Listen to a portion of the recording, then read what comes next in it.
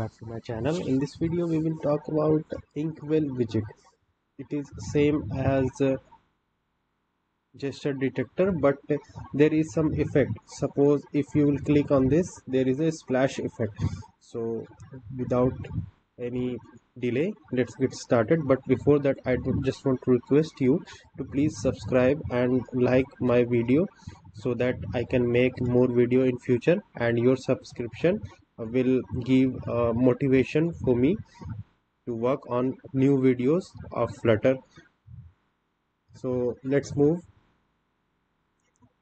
So for this I have taken this color, and the name of this is set color, and I have taken initially it is blue.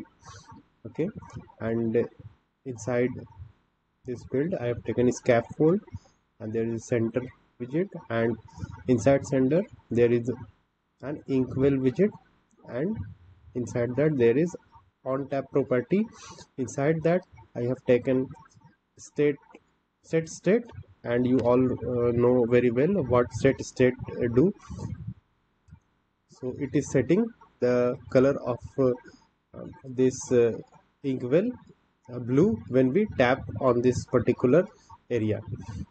And inside this Inkwell I have taken a child ink, and height and width is 200, and color I have mentioned here is set color, which I have taken here blue.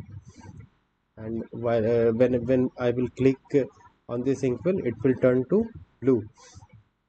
And inside this I have taken center, and as a child I have taken a Flutter logo of 150 size. Okay, and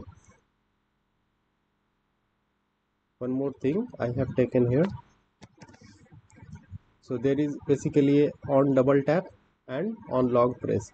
There is set, I have already taken here set state also, so that whenever I will double tap on this, it will turn to red. When there is a long press, it will turn to orange, and when there is a single tap, it will turn to blue. And this set color will be notified here, and the whole result will be available on your screen. So let's run this.